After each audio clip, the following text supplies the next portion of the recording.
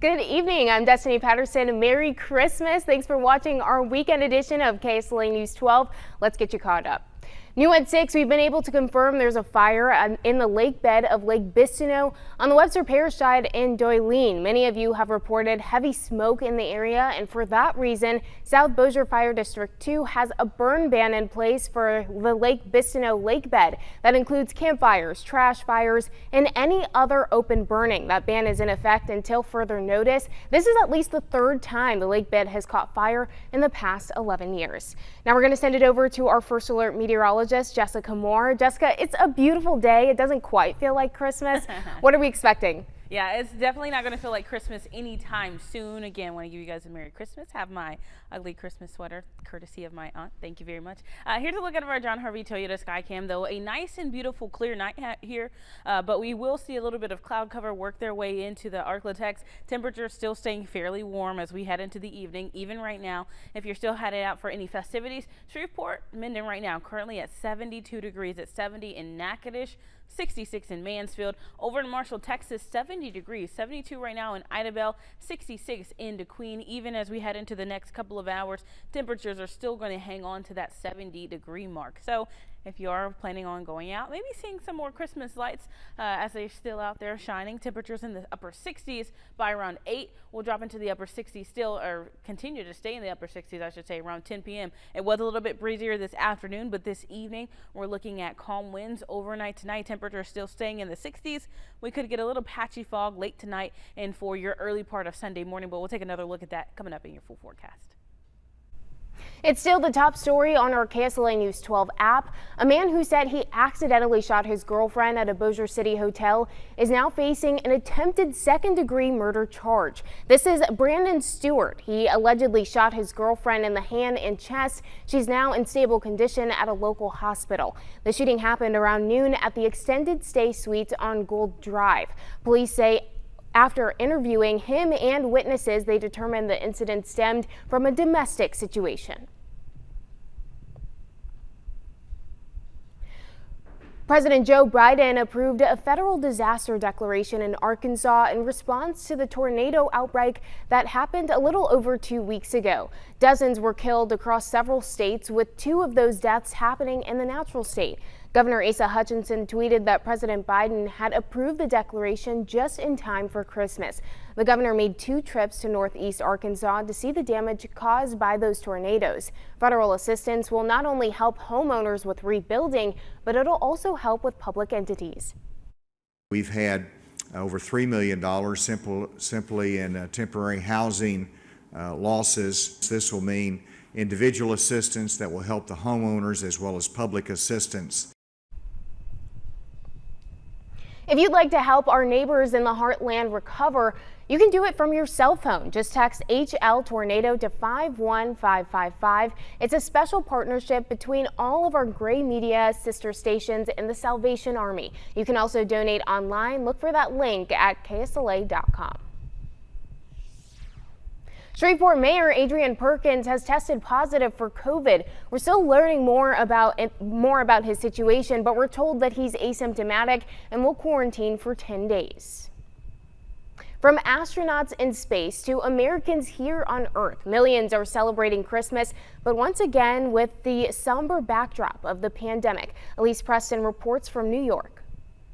I'd like to let my family know that no matter where I am, no matter how far away I am from all of you, that my heart is always with you. Astronauts aboard the International Space Station sent Christmas messages to friends and family back home. Holy night. In Virginia and across the nation, there was caroling. But even with the festivities, it's hard to forget that it's yet another Christmas the world is battling COVID-19. With more flights canceled Saturday, staffing issues tied to the virus are disrupting travel during one of the busiest times of the year. And as the highly contagious Omicron variant now detected in every state spreads, many travelers are mindful of health and safety. It definitely is, especially going home and having at-risk siblings. So it's definitely something that I am worried about. We've been very big on masks and stuff. She's too young to get vaccinated. So it's obviously a worry. About 2 years into the pandemic, many church services, like the ones being held here at New York's Cathedral of St. John the Divine, are being held online. Jill and I know how hard it is for you. At the White House, President Biden and the First Lady met virtually with U.S. military members serving around the world to wish them a Merry Christmas. As your Commander-in-Chief, I wanted to take this opportunity to say thank you. Thank you, thank you. President Biden and the First Lady also attended church services virtually Friday from the East Room of the White House. Elise Preston, CBS News, New York. The CDC says Omicron now accounts for about 3 out of every 4 new COVID-19 cases in the U.S. Infections have more than doubled since the beginning of December. The Biden administration and U.S. health officials are hoping Pfizer and Merck's new COVID-19 pills will keep infected people out of the hospital and prevent deaths in the new year. Both pills got the green light from the FDA this week, and they should begin shipping them across the country next month. The University of Hawaii football team is pulling out of its own bowl game due to COVID-19. The Rainbow Warriors were set to host the Memphis Tigers later tonight, but several Hawaii players and staff members became infected with the virus. The team says that combined with injuries and transfers, it's why they decided to pull out of the game. A year ago today, downtown Nashville was rocked by a bomb blast that left at least 8 people hurt. Police say Anthony Quinn Warner drove his RV into the area and set off the bomb. Quinn died in that blast. The motive for the bombing is still not known to this day. Police say the RV had a loudspeaker that warned of the impending explosion. Officials scrambled to go house to house to evacuate residents living nearby. About 40 buildings, including an AT&T transmission facility, were destroyed. And today, a section of the area is still closed to the public. What was once a busy intersection for downtown is just a sad marker of someone having a bad day. This isn't something that you would have expected to happen in real life, and it happened. We got a bomb on Christmas morning. We couldn't go and see our loved ones for a whole year. Some of our favorite places and businesses are affected. Some progress is slowly being made on rebuilding the community. An armed intruder was arrested at Windsor Castle this morning, where Queen Elizabeth was celebrating the holiday. The 19-year-old suspect was armed with what police are describing only as an offensive weapon. Police quickly took him into custody after he triggered a security alarm. The suspect was able to get on the grounds of the castle, but was not able to enter any of its buildings. And with the surge of the new Omicron coronavirus variant in the UK, the Queen chose to stay just at Windsor Castle instead of going to Sandringham. We have a recall to tell you about this evening. Nearly 40,000 bunk beds have been recalled. This comes after a 2-year-old was strangled to death after getting caught in a gap in the bunk bed ladder. Angel Line's bed with angled ladders had a safety issue that can create a gap between the ladder step and the frame. 3 models are included in the recall and were sold by Amazon and Walmart. You should stop using the beds immediately and contact Angel Line for a free repair kit. Full Court Press with Greta Van Susteren airs tomorrow on KSLA News 12. Here's a sneak peek of this week's show. Tomorrow on Full Court Press, I speak to Jane Oates, head of the nonprofit Working Nation. I do think that some people like the flexibility, but I think, this whole remote work thing is probably going to create, in my mind, a shift to hybrid. It's interesting. I can understand sort of the remoteness 1 or 2 days a week, but you lose that sort of companionship when you work at home. Oh, absolutely. And we're so intent about positive corporate cultures that are inclusive, that embrace people moving up the ladder. How do you build a corporate culture if nobody's there? Well, near record warm temperatures are not just for Christmas, but for the days ahead. I'll show you what we're looking at in your forecast after this break. Changing the face of one Arklatex town, see how 2 friends are putting that town on the map.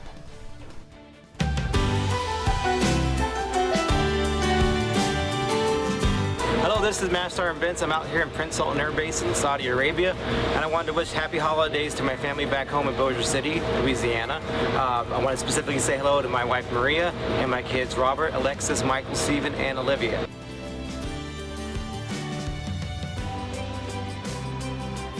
First Alert Weather with meteorologist Jessica Moore.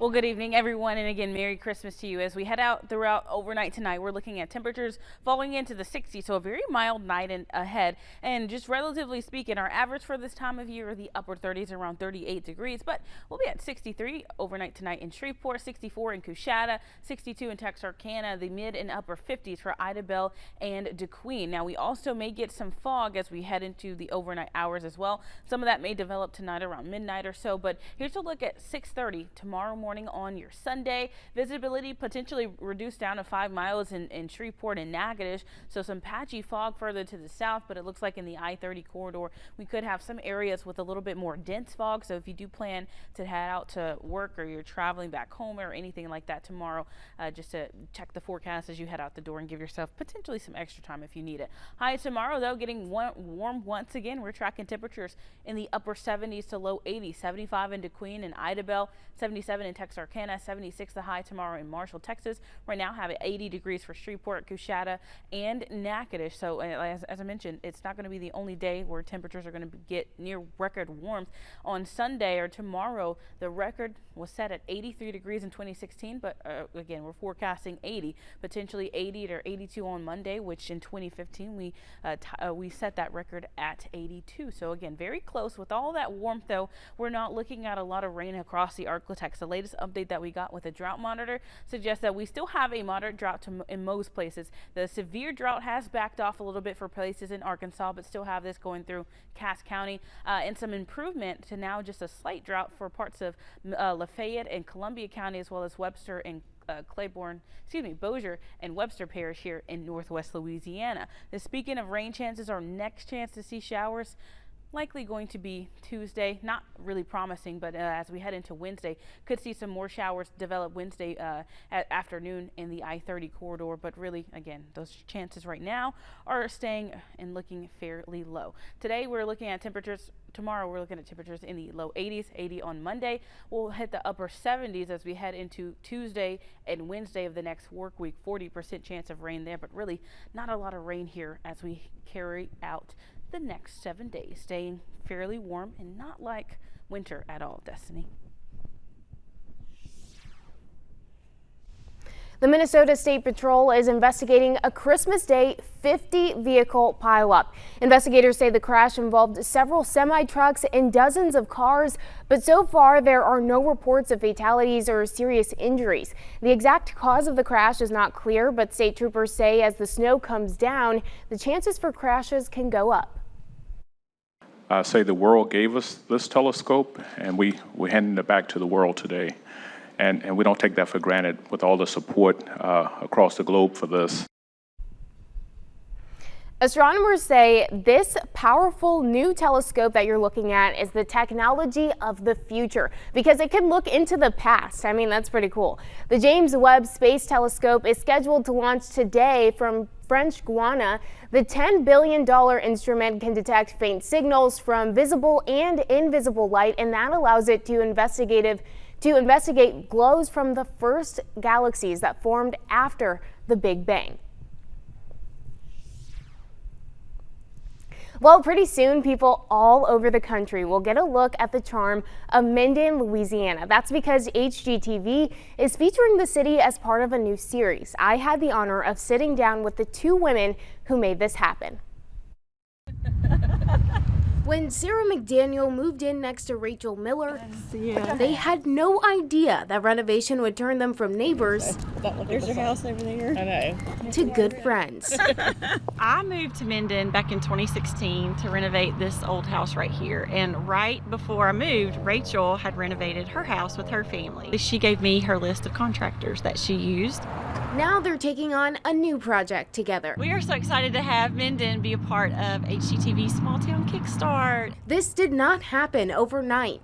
Yeah. 2 years ago, they put an all-call out. And it wasn't without its letdowns at first. 2020, they announced that Wetumpka had gotten it. But once you're down, you can only get back up. Basically Reapply, had yes. to go back through that whole process again with different requirements. And we got it this Yes. time. The two say they would sip coffee and dream. So I don't think we ever dreamed this big. No. So No. this has been like surreal for Yeah. both of us. Yeah. Of course, they can't spoil the show, so there's a lot they have to keep quiet about. So we can tell you that there were 6 towns chosen. Minden is one of the 6 that are chosen, and they will be in town to focus on a community project, a residential project, and a business project. Before the show kicks off next spring, the city's getting ready for their close-up. We are rolling out the red carpet, putting on our smiles because we are the friendliest city in the South. Destiny Patterson reporting, KSLA News 12.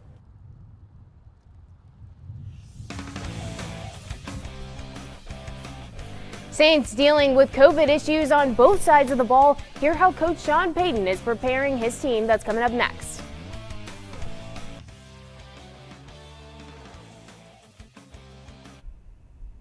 Good evening, I'm James Hadnot. Hope you and your family are having a very Merry Christmas. We start in sports with the Saints. They are one of the many teams that have been hit hard with the COVID-19 and with players on their reserve list. And Demario Davis, their leading tackler and one of their top signal callers, is one of the many players on that list.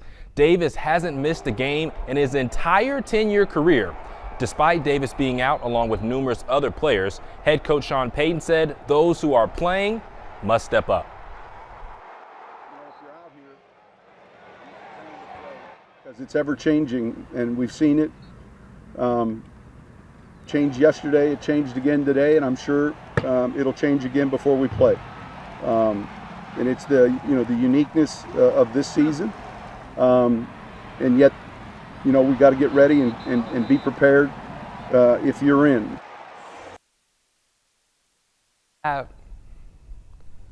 The Saints have a huge matchup on Monday with the Dolphins, of course, because they're still in that playoff hunt. Grambling State picked up a couple of commitments today. Meldon Cappers, a defensive lineman from Alabama, along with Bryson Huey, and 3-star wide receiver from California, Tyson Bordeaux, all are committed to playing for Grambling State. Coach Hugh Jackson doing what he does best, finding some top talent to bring to GSU. Now it's time for Christmas Day basketball highlights. We start with the first game of the day, the New York Knicks and the Atlanta Hawks. RJ Barrett pulls a 3 and puts it in early in the first quarter. RJ Barrett was not done, slicing right down and slamming it in for one of his 9 points on the day. Moving right along into the second quarter now, Gorgie Jane slips one to Skylar Mays, and he slices it in. Another nice bucket for Mays. The Knicks, however, were the team to beat on the day. Up top to Obi Toppin. Kemba Walker had 11 assists. He had a triple-double, the first triple-double in the history of New York Knicks basketball on Christmas Day, and it was just one of those days for Kemba Walker. Cam Reddish trying to figure things out, but Evan Fournier going to put this one in, and the final score, Knicks on top of Atlanta, 101-87. Finally, the second game, Milwaukee and Boston dueled in Boston, and the Celtics fell to the Bucks. Giannis Antetokounmpo missed the last 5 games in the COVID-19 protocol. He returned today to score 35 points, pull down 11 rebounds, and dish out 5 assists in the comeback win for Milwaukee. Now out to Jess for weather. Well, thanks, James. Here's a look at your 12-day forecast. We're looking at temperatures staying in the 80s throughout Monday, 70s as we head into next week. Friday, which is New Year's Eve, 72, only a 20% chance of rain, but a 40% chance of rain on Saturday. Can you believe? 1 week. It's going to be January 1st, guys. I know. I just can't believe it. 2022 is literally knocking on our door right now. Well, thank you guys so much for joining us tonight. We'll be back tonight at 10 o'clock.